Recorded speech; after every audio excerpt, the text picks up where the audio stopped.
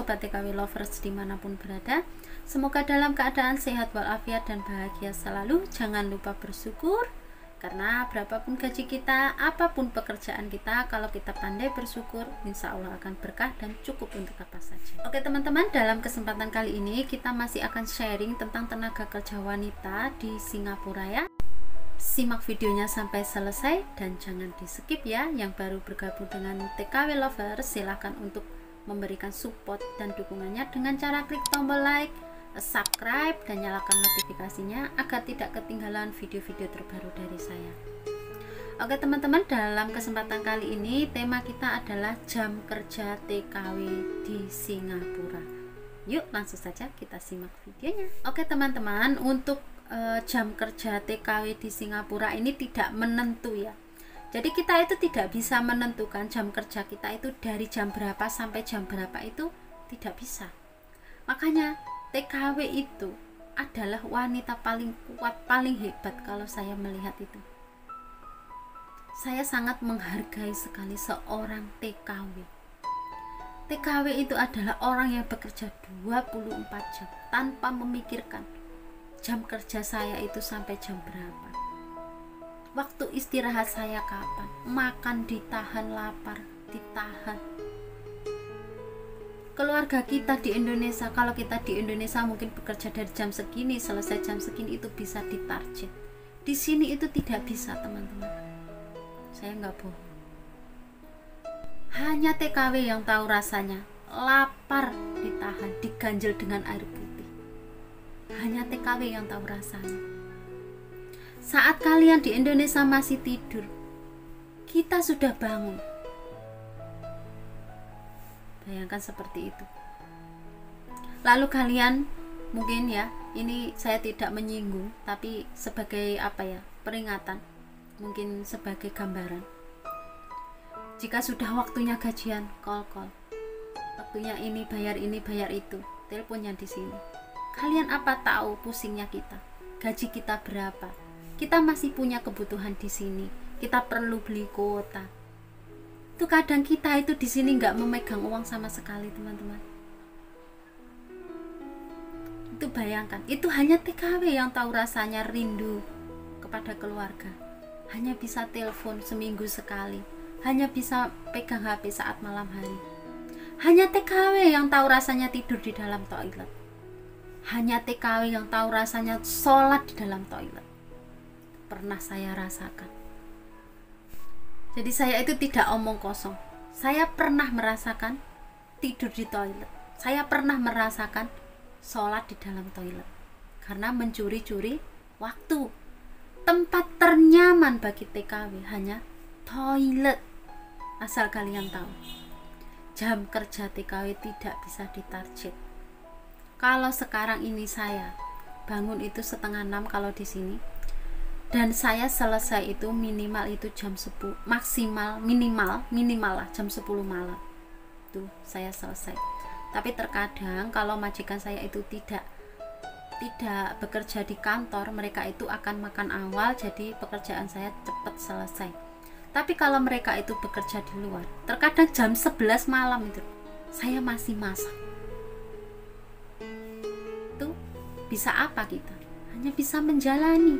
Kita tidak bisa berontak, tidak mau, itu tidak bisa. Jadi hanya TKW yang tahu rasanya. Saat kalian sudah tidur ngorok-ngorok malam hari, kita masih gelonteng-gelonteng cuci piring lah, kita masih membuat susu untuk anak-anak lah. Apalagi kalau jaga anak dan jaga orang tua. Kurang tidur, kurang istirahat teman-teman. Makanya kalian sebagai keluarganya TKW di Indonesia, jangan seenaknya minta kiriman. Yang bagus itu adalah kalian itu selalu memperhatikan orang yang di sini. Karena yang kita harapkan di sini hanya kasih sayang kalian. Kalian cukup bertanya, apa kabar? Kalian bertanya, sudah makan apa belum? Itu kita senengnya itu melebihi kita dapat uang 1 miliar teman-teman. Saya nggak bohong. Meskipun kita itu belum makan dan lapar rasanya, kalau ditanya, "Ma, sudah makan?" Sudah, alhamdulillah. Padahal perut ini rasanya kayak ditusuk-tusuk. Lapar ya minta ampun. Itulah TKW, kehidupan TKW di Singapura. Nah, jika mungkin kita itu mendapatkan yang tidak seperti itu, yang baik atau apa, itu adalah sudah suatu rezeki yang luar biasa. Jadi jangan disia-siakan teman-teman. Meskipun gaji kita itu sedikit, jika majikan kita itu baik, kita itu diberi kesempatan untuk ibadah, kita itu diberi kesempatan untuk istirahat cukup, kita diberi kebebasan HP, diberi kebebasan bisa off day, bisa ketemu teman, bisa ngobrol dengan teman, itu syukurilah. Jangan pindah-pindah lagi, karena rezeki itu besar kecilnya itu tergantung kita sendiri. Meskipun kita itu digaji sedikit, tapi kalau itu berkah, yakinlah bisa untuk apa saja teman-teman. Segala keinginan apapun itu pasti tercapai. Biarpun gaji besar, tapi kalau kalian itu salah jalan, kalian itu memilih pergaulan yang bebas, gak akan jadi apa-apa. Nyatakan kata-kata saya ini. Itu adalah kenyataan yang pernah saya lihat. Saya tahu curhatan teman-teman saya melihat teman-teman saya. Itu bukan saya jadikan untuk olok-olokan bagi mereka, itu tidak. Saya ambil hikmahnya. Oh iya, kalau saya seperti ini, dia itu gajinya lebih besar, tapi kenapa masih sering ngeluh, masih sering berhutang sana sini? Ya itu jawabannya. Karena kalian itu, hidup kalian itu adalah memilih jalur yang lain. Kalian itu tidak memegang teguh diri kalian sendiri. Itulah alasannya. Kenapa gaji kalian itu tidak pernah cukup? Karena kalian itu kurang bersyukur. Jadi begitulah kehidupan TKW itu. Kalau kita itu pandai bersyukur, pandai mensyukuri nikmat, biar gaji kita itu loh di bawah teman-teman itu, kita bisa membuat rumah, kita bisa beli apa saja.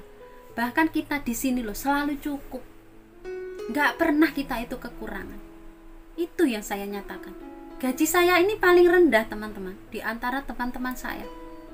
Teman-teman saya itu 700, 750, 800, ada yang 900 sampai $1.000.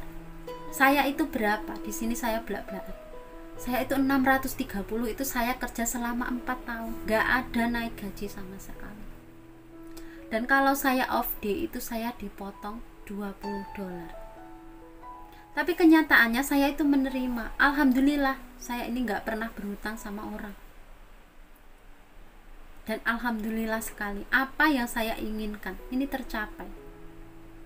Entah bagaimana Allah itu mengatur keuangan saya itu menyerah, terserah bagaimana Allah itu memberi, dan istilahnya itu Allah itu mengatur keuangan saya dijadikan apa aja, itu saya sudah pasrah lillahi ta'ala. Nah, itu tadi ya teman-teman sedikit pengalaman saya. Jadi untuk jam kerja ini memang tidak ada problem di sini, itu nggak ada. Kalian itu terus kalau kerja itu dari jam berapa sampai jam berapa itu tidak bisa kita target. Jadi kalau di sini itu kok kalian itu sampai jam 12 malam, sampai jam 1, ya terima saja. Pasti ada hikmahnya suatu saat. Gitu aja teman-teman ya. Jadi tetaplah bersabar dan semangat saja. Lakukanlah segala sesuatu itu dengan ridho, dengan ikhlas karena Allah, karena ibadah. Jadi jangan mengharap sesuatu yang lebih atau melakukan segala sesuatu itu menyimpang ke jalan lain karena nafsu atau keinginan-keinginan yang melebihi dari apa yang Allah beri, itu jangan. Saya itu bukan sok suci atau apa aja ya, karena manusia itu sama saja, kita itu pernah melakukan salah dan dosa juga.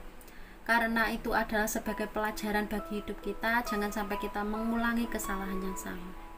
Oke teman-teman, semoga video ini bermanfaat ya, dan sebagai motivasi, gambaran bagi teman-teman. Oke teman-teman, sekian dulu dari saya. Jika ada kata-kata yang kurang berkenan, saya mohon maaf yang sebesar-besarnya, karena saya hanyalah manusia biasa, kesempurnaan hanyalah milik Allah semata. Semoga teman-teman dimanapun berada selalu dikuatkan imannya, dijaga dan dipelihara dirinya oleh Allah Subhanahu wa Ta'ala. Amin amin Allahumma amin.